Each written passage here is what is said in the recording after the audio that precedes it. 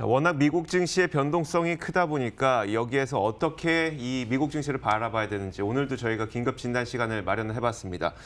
KTB 투자증권 김한진 수석연구위원과 함께 이야기 나눠보도록 하겠습니다. 어서 오세요. 네, 안녕하십니까. 네. 일단 이번 한 주 동안 변동성이 미국 시장이 굉장히 컸잖아요. 이번 주 좀 어떻게 보셨어요? 예, 뭐 퐁당퐁당이라기보다는 뭐 첨벙첨벙 이런 장인데요. 그 정도가 되겠네요. 네. 예, 발단은 지난주 금요일 이제 장 마감 직전에 네. 파월 의장이 이제 그 성명서를 내고 바로 이제 금리 인하를 할 수 있다라는 이제 강력한 신호를 보냈고, 네네.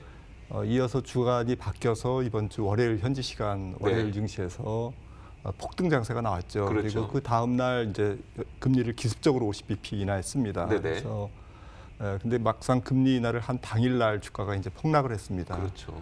그리고 다시 올랐고 지금 또 어제 또 폭락을 했습니다. 그러니까요. 그래서 왔다 갔다 하고 있는데요. 네. 시장이 결국 그 금리 인하 유동성, 유동성 랠리에 대한 기대감과 네. 연준의 뭐 페드 패닉이라고 그러는데요. 네네. 연준이 금리를 내리면서 이제 장기 금리가 폭락하고 즉 채권 강세, 초강세가 나오니까 네네. 그래서 이제 경기 침체에 대한 강력한 신호다. 그리고 연준이 이제 이렇게 금리를 인하하는 것은 정말 심각한 상황이다라는 경기 둔화와 앞으로 코로나 확산에 대한 네. 두려움, 공포감이 이제 공존하면서 하루는 이제 공포감이 시장을 지배하고 하루는 네. 유동성 장세에 대한 기대감이 지배하는 네. 그런 이제 퐁당퐁당 장세가 나오고 있습니다. 알겠습니다. 첨벙첨벙 말씀하셨던 네. 그런 장세가 좀 펼쳐지고 있는데 하루하루가 정말 어떤 날은 부양에 대한 기대감, 또 어떤 날은 부양을 할 정도면 정말 심각한 거야에 대한 두려움, 그렇습니다. 이런 것들이 계속 왔다 갔다 하고 네. 있는 것 같아요. 지금 보니까 자료를 준비해 주신 것 가운데 나스닥이 2012년 말부터 좀 리스크 프리미엄이 축소되고 있다라고 자료를 준비해 주셨는데 이 자료를 먼저 보면서 한번 이야기를 해보도록 할게요. 예, 지금 시장이 조금 많이 흔들리고 있는 이유이기도 합니다. 네네. 주식시장에서 가장 큰 이유는 주가가 많이 올랐다라는 것이 가장 큰 악재다라는 얘기가 있듯이 네. 나스닥이 닷컴 버블 때 이제 5,000포인트였지 않습니까? 그렇죠. 그리고 이제 5분의 1 토막이 난 다음에 다시 그 5,000포인트를 회복한 게 2015년입니다. 그러니까 15년 만에 걸렸네요. 15년 만에 이제 5,000포인트를 돌파하고 네네. 지금 8,000포인트대 있지 않습니까? 네. 그래서 이제 시장이 주가가 이제 계속 오르다 보니까 뭐 S&P뿐만 아니라 미국 3대 지수와 모든 글로벌 증시가 뭐 한국 시장은 예외입니다만은 네네. 대부분은 고점을 돌파하고 상당한 피로감에 지금 쌓여 있지 않습니까? 네. 그러다 보니까 과연 이러한 부양책이라든지 통화재정 정책의 어떤 긴급한 발동이 과연 이 피로감이 쌓인 증시를 추가로 끌어올릴 수 있을까? 네네. 혹은 그 주식시장 이면에 있는 이제 경기가 굉장히 오랜 기간 확장됐지 않습니까? 네. 미국 같은 경우에 130개월, 그렇죠. 거의 10년 넘게 이제 확장한 상태이기 때문에 과연 이제 이러한 그 통화 정책이나 재정 정책이 경기 확장에 도움을 줄까라는 이제 사람들의 이제 불안감이 네. 투자자들 사이에 이제 깔려 있는 거고요. 차트에서 보시는 것처럼 이제 금리를 낮추면 얼마나 주가가 올라갈 건가. 네네.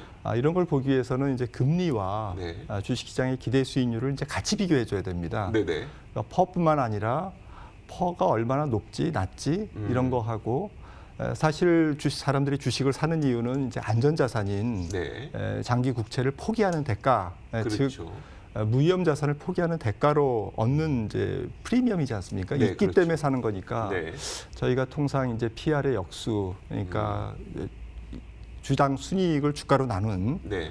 주가 수익 관점의 이제 주식의 기대 수익률이죠. 네네. 이 기대 수익률과 국채 10년물 안전자산 수익률의 갭을 요 스프레드를 가지고 이제 그린 것이 저 차트고요. 네네. 일반적으로 많이들 봅니다.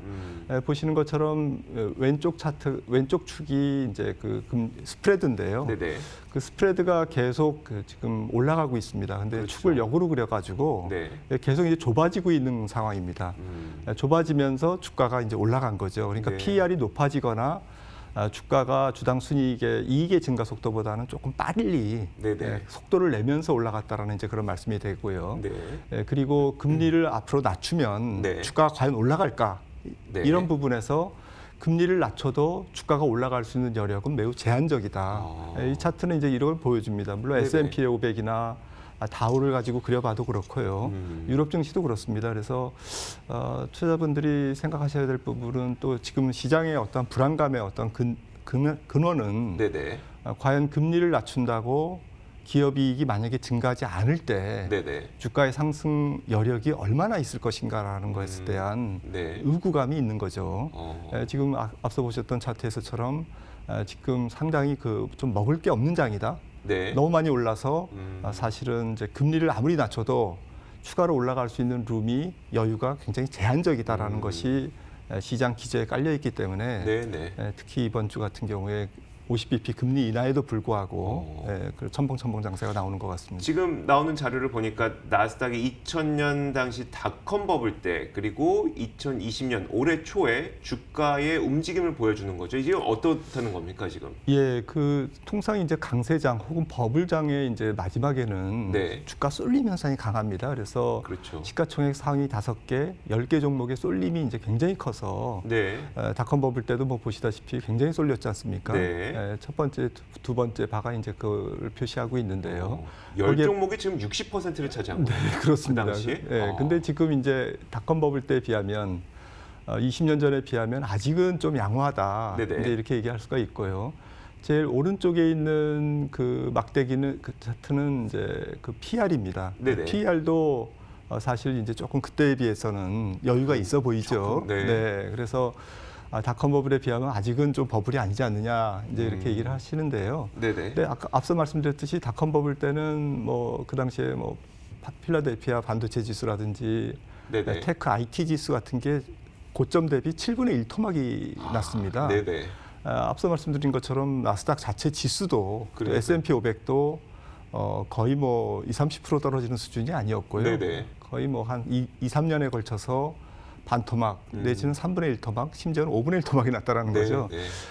그래서 닷컴 버블 때처럼 뭐 안 된다라는 보장도 없습니다만 금리를 네네. 계속 내리면 유동성 랠리가 있을 수 있죠. 그렇죠. 네. 하지만 닷컴 버블하고 비교하는 것은 좀 적절치 않다라는 것을 좀 말씀드리려고 저 차트를 준비한 것이고요. 닷컴 버블과 직접 비교하는 것은 적절하지 않더라도 지금 분명 리스크 프리미엄이 많이 줄어들고 있어서 네. 증시에 내가 내 돈을 넣었을 때 그럼 나는 얼마나 큰 수익을 얻을 수 있을 거야라는 의구심도 여전히 크게 자라나고 있다는 거죠. 그렇습니다. 알겠습니다. 자, 그렇다면요. 일단 그 긴급 금리 인하를 단행하지 않았습니까? 네. 추가 금리 인하 가능성에 대해서는 좀 어떻게 보시는지 가능성하고 이제 그 정례 회의가 며칠 남지 않았으니까 보름 정도도 남지 않았으니까 네. 그럼 그때 할 건지 아니면 좀 다음 달까지 기다릴 건지 이런 거에 대한 전망은 어떠세요? 예, 지금 마켓은 추가 금리 인하를 상당히 기정사실화할 정도로 기대 플러스 예측을 하고 있습니다. 네네. 그래서 3월 18일 정기 FOMC에서 네. 아마 추가 25bp, 50bp까지 하기는 조금 어렵겠죠. 네네. 그래서 베이비 스텝으로 한 번 인하할 가능성이 제 생각에는 한 70% 이상 되고요. 네네. 그렇게 되면 이제 연준 소위 기준금리 목표가 네네. 0.75에서 1.0으로 됩니다. 그러면 이제 추가로 인하할 수 있는 룸은 네. 여유는 이제 25bp씩 인하한다고 세 봤을 번 때 정도밖에. 3번 정도밖에는 없습니다. 네. 그래서 이제 채권 시장에서 어제의 반응도 장단기 국채금리 다 같이 떨어졌지 않습니까? 네네. 그래서 이제 0%대 한 자릿수가 아니라 이제 0%대로 이제 다 내려왔는데 네네. 2년물부터 10년물, 30년물까지요. 그래서 네. 이런 부분들은 이제 추가 금리 인하가 조금 계속되면 만약에 된다면 네. 시장이 계속 지금 채권 시장에서는 상당히 그 금리 하락으로 이어지면서 거기에 따른 이제 주식시장의 반응이 네. 상당히 귀추가 주목됩니다. 어떻게 될 걸로 전망을 하세요? 그러니까 물론 귀추는 계속 누구나 이제 다들 계속 주목을 하고 볼 텐데 금리 인하 트렌드는 이제 어떻게 보면 약간 잡힌 것 같다는 그렇습니다. 느낌이 들거든요. 네. 그러면 이제 채권에 대한 수요는 계속 높아지게 될 거고 방금 말씀하셨던 것처럼 리스크 프리미엄이 굉장히 줄어든 상황에서 채권을 사지 주식에 들어가는 돈보다는 채권에 들어가는 돈의 양이 더 많다면 금리를 인하한다고 하더라도 증시의 반등을 좀 기대하기는 어려운 걸까요? 예, 그거는 이제 사실은 코로나 사태가 있기 전에 네. 경제 펀더멘탈이 사실은 뭐 미국 이외의 지역은 그다지 올해 전망이 좋지 않았습니다. 네네. 또 미국도 뭐 전 세계에서 가장 좋은 경기를 가지고 있고 훌륭한 기업 실적을 갖고 있지만 네. 작년이나 재작년에 비해서는 소위 시장에서 주시하는 센티먼트, 모멘텀이 지금 약해지고 있거든요. 네네. 좋아지는 개선의 정도가 조금 약해지고 있다는 말씀이죠. 성장률만 해도 2018년에 2.8% 기록으로 그렇죠. 뭐 작년에 2.3%일 그래, 거고 네. 올해 뭐 전체적인 컨센서스가 1.8 정도인데 코로나 사태가 좀 장기화된다면 네. 특히 미국의 팬데믹이 있다면 1.6% 아래로 내려갈 가능성이 높습니다. 그래서 지금부터는 이제 금리 인하에도 불구하고 기업 실적이 혹은 경기가 네. 얼만큼 보여주느냐에 따라서 시장이 이제 균형을 찾을 것 같은데요. 네네. 저희들의 생각은 아무래도 코로나 사태 이전부터 전 세계 경제의 센티먼트나 기업 실적은 둔화됐기 때문에 네네. 증가 속도가 둔화되고 있기 때문에 주시장 입장에서는 경기나 기업 실적의 펀더멘탈이 약화되는 상태에서 네. 반대의 유동성의 힘을 가지고 증시를 떠받치는 정도. 그래서 증시가 박스권에서 조금 버티는 정도에서 유지가 돼도 상당히 선방하는 거다라고 생각을 하고 있고요. 네네. 과거처럼 이제 금리를 인하하자마자 바로 시장의 어떠한 추세가 네네. 우상향으로 바로 바뀌면서 엄청난 유동성 랠리가 나타나기에는 아직까지는 코로나 사태도 진정이 안 됐고 네네. 또 미국 같은 경우는 이제 조금 좀 깜깜이 환자들이 나오기 시작하고 있고요. 네네. 이제 그런 관점에서 볼 때는 올해 펀더멘털에 대한 퀘스천 때문에 전반적으로 유동성 랠리라기보다는 유동성의 힘으로 버티는 장세가 네네. 이어질 것 같습니다. 그러면요.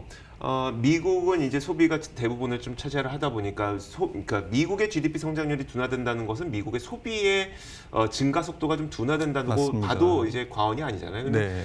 그 미국의 물건을 파는 국가들이 또 중국과 우리나라 이런 국가들이기 때문에 그렇다면은 우리나라에 대한 전망은 좀 어떻게 보시는지 증시 전망을 좀 부탁드릴게요.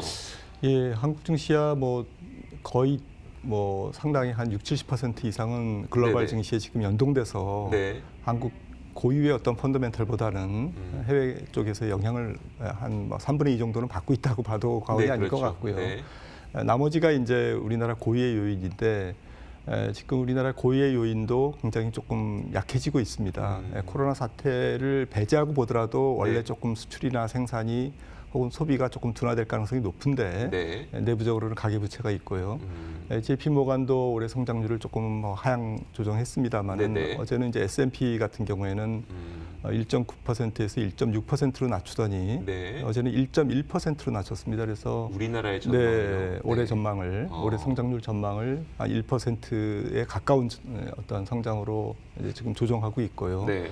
전체적인 글로벌 IB들의 컨센서스도 1% 초중반 정도에 지금 머물고 있습니다. 그래서 네. 만약에 말씀하셨던 뭐 선진국 또 미국의 어떤 소비가 둔화될 경우에는 네네.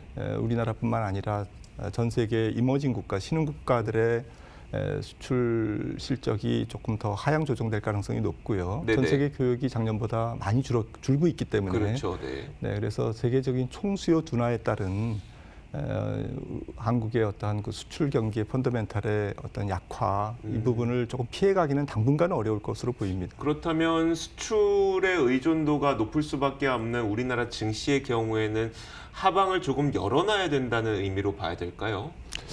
예, 뭐 만약에 이제 코로나가 조금 뭐 3월 말 4월 초 정도에 진정이 되고 네네. 그리고 미국 경제가 뭐 둔화된다고 하지만 바로 급격하게 둔화되는 것은 아니기 때문에 네네. 그 우리나라의 주식시장의 어떠한 그 바닥도 네네. 어느 정도는 현재 수준에서 저는 조금 다져가면서 조금 시간을 조금 벌 가능성은 있어 보입니다. 네네. 왜냐하면 한국은행도 이제 추가 금리 그렇죠. 인하 가능성이 좀 있고 또 이미 미국이 뭐 만약에 3월 18일 날 또 추가로 인하할 경우에는 네네. 그래도 워낙 가파르게 지금 급속하게 금리를 내렸기 그렇죠. 때문에 네. 시장이 앞서 말씀드린 바처럼 펀더멘탈과 유동성의 어떠한 그 줄다리기에서 네. 어느 정도는 팽팽하게 좀 버틸 수 있지 않을까라는 생각이 듭니다. 네네. 그 다음에 이제 국면은 결국 우리나라 수출 실적, 기업 실적 그다음에 해외 경기, 네. 또 코로나의 확산 여부, 뭐 이런 거에 이제 달려 있겠죠. 네네. 이 부분은 사실은 예측 가능한 부분도 있고 네네. 예측이 어려운 부분도 있는데 거듭 말씀드리고 싶은 것은 코로나 사태가 있기 전부터 네. 한국 또 전 세계의 어떤 경제 펀더멘탈에 대해서는 썩 올해 전망이 좋지는 않았습니다라는 네네. 부분이죠. 알겠습니다. 그래서 이제 일단 그 중앙은행들, 전 세계적인 중앙은행들이 정책 공조를 통해서 빠르게 대응한다면 하방은 좀 방어해줄 수 있는 그 정도의 수준인 것 같다라는 이야기네요. 알겠습니다. 자, 오늘 여기까지 듣도록 하겠습니다. KTB 투자증권 김한진 수석 연구위원과 함께 이야기 나눠봤습니다. 고맙습니다. 감사합니다.